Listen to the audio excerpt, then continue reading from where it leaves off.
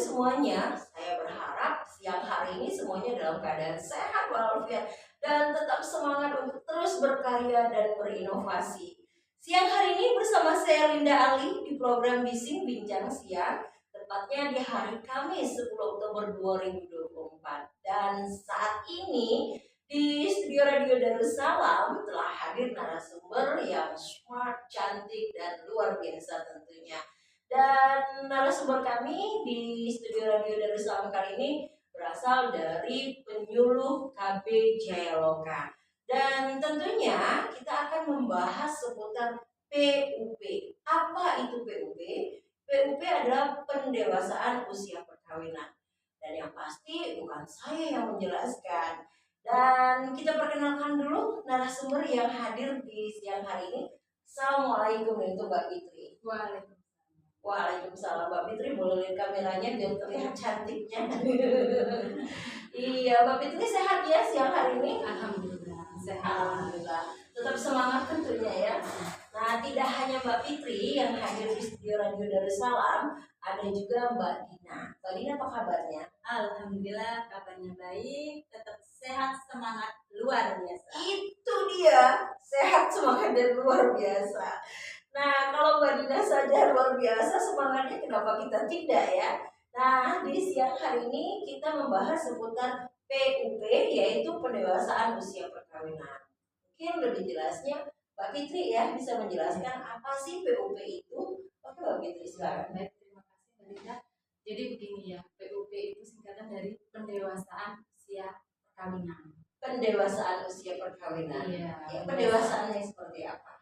Pendewasaan usia perkawinan itu upaya pemerintah itu untuk meningkatkan usia perkawinan. Pada perkawinan pertama itu usianya minimal 21 tahun untuk perempuan dan 25 tahun untuk laki-laki, sehingga mencapai usia yang lebih matang pada saat dia menikah. Pada saat menikah. Kemudian pada saat menikah usia perempuan 21, usia laki-laki 25. Itu sudah dipastikan pada usia seperti itu, usia yang sudah matang untuk mengikat tali perkawinan. Iya, itu sudah dianggap sudah siap dan sudah matang. Itu menurut BKKBN tentang hal demikian ya. Nah, yang melatar belakangi pendewasaan usia perkawinan itu sendiri seperti apa, Mbak? Banyak, Mbak ya. Banyak melatar belakangi pendewasaan usia perkawinan itu yang pertama yaitu banyaknya pernikahan dini. Pernikahan dini. Iya. Hati-hati yang punya nama dini. Nah, yang kedua tuh banyak kasusnya kehamilan yang tidak diinginkan. Berarti hamil di luar nikah. Iya, jadi remaja itu banyak yang hamil di luar nikah sekarang kan banyak kasus. Oke. Kemudian terus pertumbuhan penduduk tuh semakin cepat. Dan selanjutnya kualitas penduduk jadi rendah. Kemudian keluarga itu biasanya tidak harmonis ya Mbak ya. Tidak harmonis, terjadi perselingkuhan, KDRT, dan rentan terhadap perceraian. Jadi ini bisa melatar belakangi pernikahan dini ini bahwa terjadinya perceraian. Iya. Kemudian itu ada 10 dimensi untuk kesiapan berkeluarga. Boleh saya kasih bocoran? Iya. Bocor ini yang sekarang ditunggu ya. Iya, untuk yang pertama kesiapan fisik ya. Kesiapan usia. Yang tadi sudah dikatakan perempuan usianya 21 tahun, laki-laki 25 tahun ya. Iya. Ya, kemudian yang kedua fisik ya. Yang kedua fisik, yang ketiga itu mental, yang keempat kesiapan finansial tentunya ya. Yang kelima kesiapan moral, yang keenam emosi, terus selanjutnya sosial, interpersonal, keterampilan hidup, dan kesiapan intelektual. Itu tadi ya, dan itu juga bisa merupakan faktor memicu terjadinya pernikahan dini dan juga berakibat dari perceraian. Iya, kalau belum perceraiannya perceraian dini juga berarti ya, tali perkawinannya ya. Oke, kalau belum siap mental memang ternyata merupakan salah satu faktor utama. Kok saya ngejelasin sih? Nah, kalau tadi kita berbicara mengenai PUP, yaitu pendewasaan usia perkawinan, kemudian yang melatar belakangi, tentunya ada berapa tujuan PUP Tidak mungkin ada yang membelakangi tanpa ada tujuannya. Oke, tujuannya ada berapa? Itu ada 4 ya. Ada 4. Untuk menunda usia perkawinan sampai batas usia minimal siap berkeluarga ya. Siap berkeluarga. Kalau siap nanti dulu ya adik-adik. Pastinya kalau mau menikah, walaupun itu pernikahan dini, pada saat itu yang mau menikah pasti omongannya siap-siap saja ya, tanpa tahu resiko dari pernikahan ya, itu. tanggung Oke, faktor yang kedua. Faktor yang kedua yaitu mengusahakan agar kehamilan pada pertama terjadi pada saat usia yang cukup dewasa. Karena pada kehamilan pertama itu sangat rentan ya Mbak ya. Kalau usia di bawah 21 tahun biasanya rata-rata terjadi perdarahan pada ibu kalau dia hamil. Jadi perdarahan, jadi preeklampsi. Terus untuk yang bayinya BBLR. Apa tuh? Berat bayi lahir rendah. Biar jelas ya. Iya, terus lahir prematur. Setelah itu sekarang tuh lagi kejar-kejarnya stunting ya. Jadi anak yang lagi stunting. Stunting ini yang memang lagi digalakan oleh BPKB Kabupaten Musirawas juga ya, untuk membantu pemerintah memberantas adanya stunting ya. Luar biasa nih untuk BPKB Kabupaten Musirawas, bekerja samanya tim-timnya yang solid tentunya ya. Dan tadi itu kehamilan yang di bawah dari usia 21 tahun. Iya. Jadi standar hamil untuk wanita ini yang bagus, baik, sehat itu usia berapa? Usia 21 tahun ke atas. Atasnya sampai mana, Mbak? 21 tahun sampai 30. 30 ya. Jadi kalau lewat dari 30 sudah agak sulit. Resiko. Ya. Untuk ibunya ya. Kalau bapaknya nggak resiko. Iya. Oh gitu ya. Jadi biar Mbak Fitrinya gak terlalu serius sekali nih Mbak Fitrinya ya.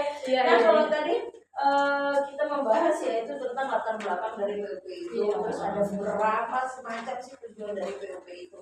Ternyata pemirsa tidak hanya sampai di situ saja.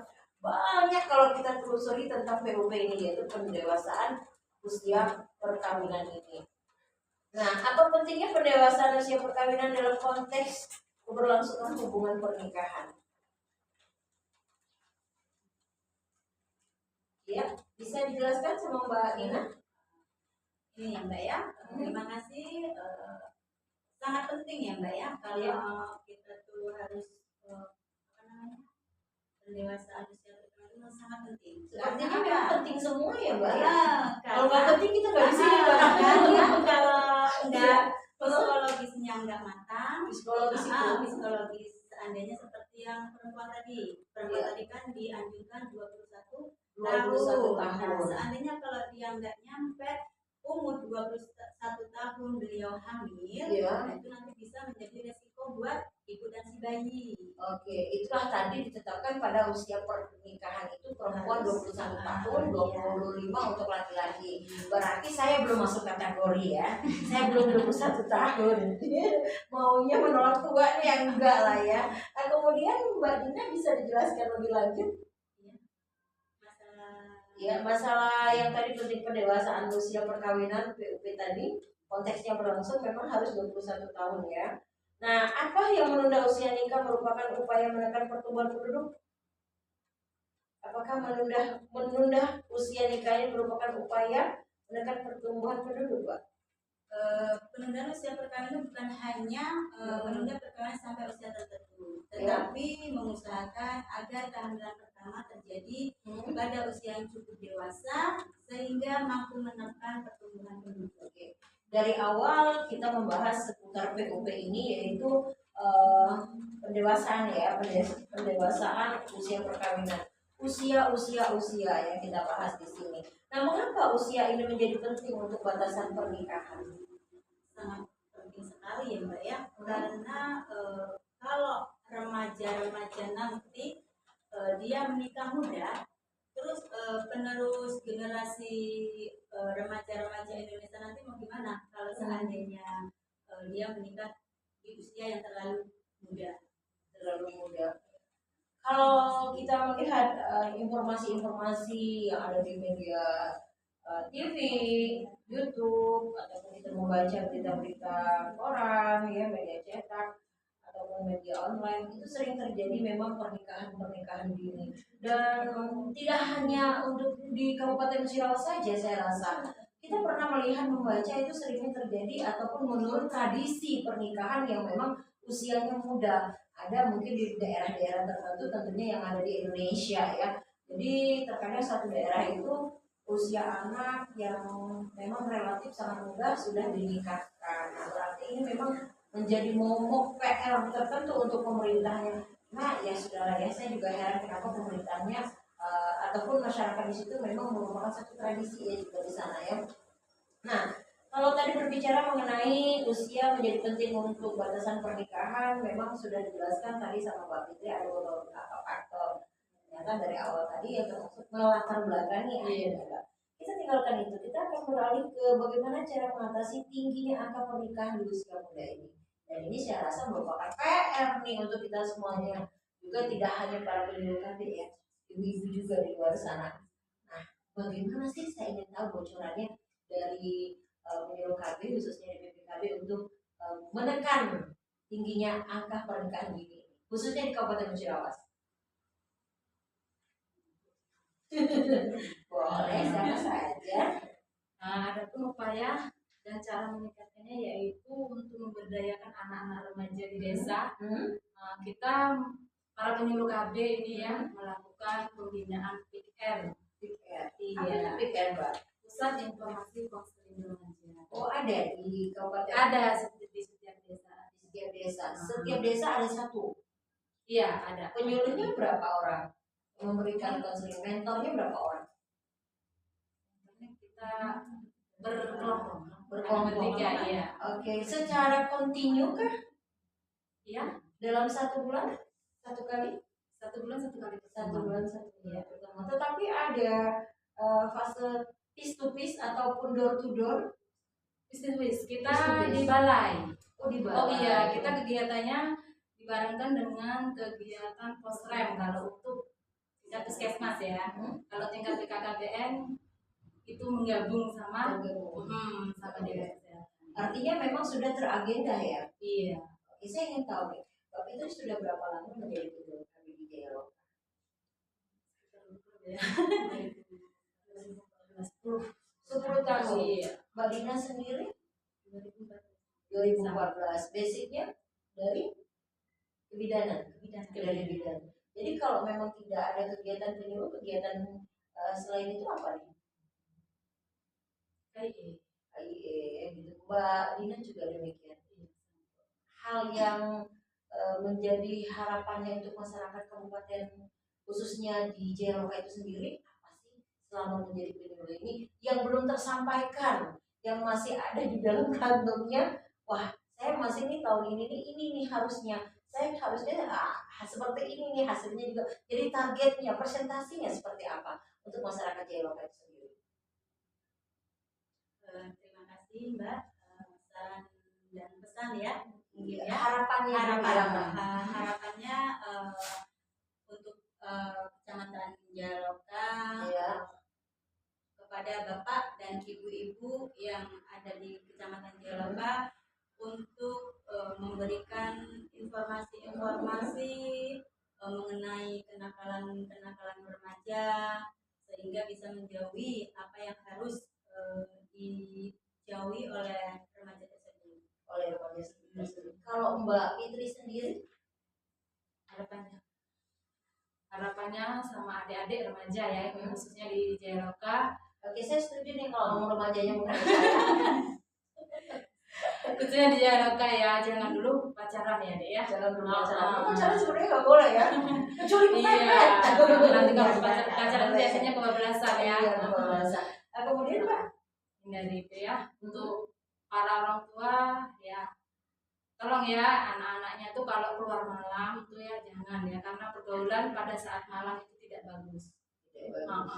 Remang-remang ya. Nggak kelihatan jalannya berlubang. Iya, usahakan kalau malam itu belajar di rumah. Jadi memang perlunya ini faktor utamanya yaitu pengawasan dari orang tua. Iya, itu dan juga didikan agama, iman dan takwanya ya tentunya. Dan menurut Kementerian Agama, Undang-Undang Nomor 16 Tahun 2019 usia minimal untuk pernikahan yaitu 19 tahun laki-laki maupun perempuan. Nah, pernikahan di bawah usia 19 tahun atau yang disebut pernikahan dini tidak dibolehkan undang-undang kecuali dapat rekomendasi dari pengadilan agama. Rekomendasi pengadilan agama. Loh, kenapa kok masih ada rekomendasi? Itu biasanya sudah terlanjur ya. Terlanjur enak? Terlanjur hamil. Iya, udah terlanjur hamil. Oh, terlanjur hamil. Oh, begitu. Jadi tetap ada pengecualian, artinya begitu ya. Tetap ada Tetap pengecualian. ada pengecualian, tapi pada saat itu ya kita tunda dulu untuk memiliki momongan ya. Sampai usianya 21. Sampai usianya batasnya kalau menurut kami ya BKKBN menurut kami pada saat usia 21 tahun itu yang dianggap sudah matang ya. Oke. Jadi sejauh ini sudah sampai di mana nih fasenya sebagai penyuluh di JLOK? Sudah tingkat apa nih terakhir ini untuk masyarakat JLOK? Terakhir apa yang disampaikan oleh masyarakat JLOK? Seputar inilah PUP pendewasaan. Kalau kami di masyarakat Jerogas itu apa tentang kesehatan reproduksi. Jadi banyak ya. Iya. Jadi sudah memang teragenda ya. Bulan ini reproduksi, bulan ini gini gitu ya. Tentang seksualitas. Hambatan yang ditemui di lapangan seperti apa? Kalau banyak satu dua aja Pak. Saya bingung nih nyatet Hambatannya ya. Ya. Hambatannya itu banyak Pak. Kalau untuk kegiatannya tuh kami para penyuluh ini semangat ya, para penyuluh, para tim puskesmas. Tapi tingkat kedatangan pada saat kita memberikan penyuluhan itu kadang-kadang remajanya nggak datang. Dia lebih asik kayaknya di rumah main HP. Berarti kurangnya kesadaran ya. Iya, kurangnya kesadaran. Dan juga orang tuanya mungkin kalah kayak begitu ya. Nah, kalau Mbak Dina sendiri dari saya pengalaman ya, dari saya enggak. Mungkin salah satunya sama dengan ya, karena satu tim ya. Satu tim. Kalau kita berbicara mengenai kendala, saya rasa semua dalam suatu kegiatan itu pasti ada kendala ya. Kita berumah tangga pun ada merupakan kerikil dan proses untuk bisa saling menyatukan dua visi misi yang berbeda tentunya. Nah, kalau bicara mengenai hambatan tadi sudah dijelaskan sama Mbak Fitri, Mbak Dina. Kemudian yang bikin penyemangatnya seperti apa nih? Tentunya ada dong. Penyemangatnya apa ya? Karena kita kan untuk mensukseskan program Bangga Kencana. Bangga Kencana. Iya, jadi kita harus dari lapangan tuh harus semangat. Terus sebenarnya senang Mbak ketemu sama anak-anak remaja, tapi kadang-kadang itu tadi remajanya yang kurang berpartisipasi. Sama Mbak, saya sejujurnya senang juga hari ini ketemu penyuluh KBJLOK ya. Smart, cantik, murah senyum, aduh luar biasa sekali. Nah baik pemirsa dimanapun Anda berada, kami tadi sudah membahas seputar PUP. Apa itu PUP? Yaitu pendewasaan usia perkawinan. Kemudian ada beberapa hal yang mengakibatkan terjadinya pernikahan dini dan juga ada beberapa faktor yang menyebabkan terjadinya perceraian. Kemudian apa sih efek samping dari kehamilan di usia 21 tahun ke bawah? Kemudian apa sih untungnya perhamilan di atas 21 ya Pak ya, usia yang bagus yaitu hamilnya usia 21 sampai 30 tahun. Dari obrolan kita di siang hari ini, kita dapat menyimpulkan bahwa PUP atau pendewasaan usia perkawinan ini merupakan upaya penting untuk melindungi hak anak. Betul ya? Yang mengangkat kesejahteraan dan membangun sosial yang berkelanjutan. Kemudian juga pemirsa bahwa PUP ini merupakan penciptaan lingkungan yang lebih baik bagi generasi yang mendatang.